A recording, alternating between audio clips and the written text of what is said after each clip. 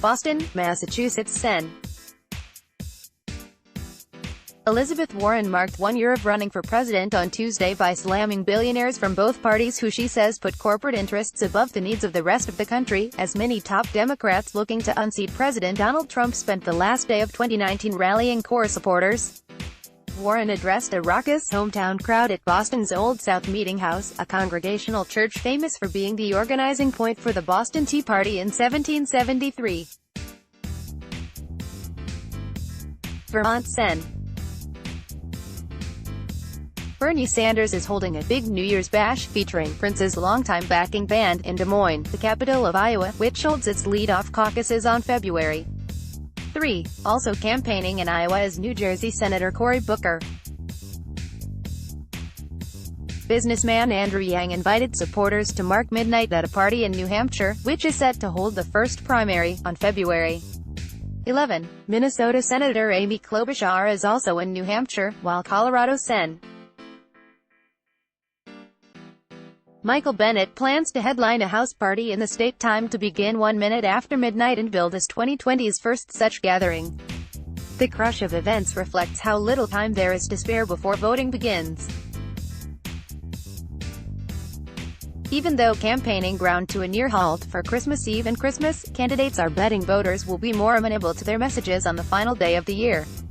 "You've got to use every minute," said Kelly Dietrich, founder and CEO of the National Democratic Training Committee, which trains candidates and staff all over the country. Warren said the coming of a new year is normally a moment for optimism.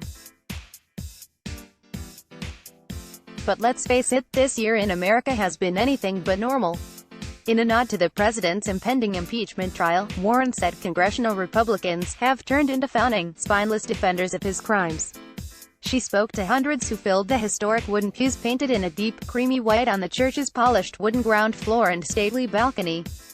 The senator also decried the chaos and ugliness of the past 3 years under Trump, but didn't miss a chance to swipe at other Democratic presidential hopefuls who argue that her support for a wealth tax, universal health care, and proposals to overhaul the political and economic system are too radical for moderate and swing voters in a general election battle against Trump.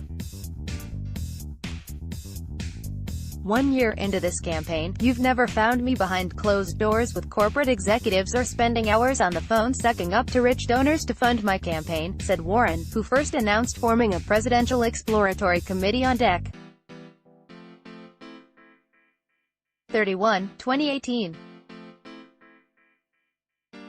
Warren didn't name any fellow Democrat on Tuesday, but for months has slammed South Bend, Indiana, Mayor Pete Buttigieg and former Vice President Joe Biden for relying too heavily on fundraisers with big, powerful donors. She's also accused ex-New York City Mayor and billionaire Michael Bloomberg of trying to buy the election. Warren told the Boston crowd, "The billionaires know which candidates for president are on their side. Many corporate executives and career politicians and billionaires on both sides of the aisle want to keep their influence and their wealth. And they are already deep in the fight to do so," Warren said, arguing that Washington is too controlled by lobbyists and fossil fuel companies that have a death grip on our planet. She also evoked the story of Phyllis Wheatley, who was born in West Africa but shipped to New England by slave traders in 1761. Wheatley was a poet who eventually inspired George Washington and once sat in the pews of the Old South Meeting House. Warren quoted from a Wheatley poem to help acknowledge the struggles of modern society's inherent biases that she said Africans Americans and women still face. "Imagine an America where the lived experience of women is reflected in committee rooms and corner offices," Warren said, "and yes, even that really nice oval-shaped office at 1600 Pennsylvania Avenue." That prompted one of several standing ovations and chants of Warren. Sanders, who is competing most directly with Warren for their party's progressive wing, was asked in Iowa on Tuesday if he needs to be more critical of the Massachusetts senator. "I think we have a lot in common. I think there are differences," he said, noting that he's promised to send the Medicare for All, government-funded healthcare program that they both support to Congress during his first week as president, rather than by the end of his presidency's third year, like Warren. Sanders added that he's been on more picket lines, I suspect, than any other candidate, and that during his decades in Congress, he has stood and fought every special interest in this country. It's not based on polling. It's what I do, Sanders said. And I think the people of America and of Iowa understand that when I'm in the White House, that is not going to change. Not everyone is getting into the New Year's Eve action. Biden campaigned Monday in New Hampshire but had scheduled no public events Tuesday. Buttigieg's New Year's Eve calendar is similarly clear of rallies. Spotlight Story: The 50 Best Podcasts to Listen to Right Now from Dolly Parton's America. 2. Code Switch: Here's what you should listen to right now. Dietrich, who trains Democratic candidates, said that activities like door knocking can be more effective for candidates during the holidays since many people are home from work. They can also use times of traditional parties, like New Year's Eve, to rally volunteers and others who have helped with campaigning over the long haul.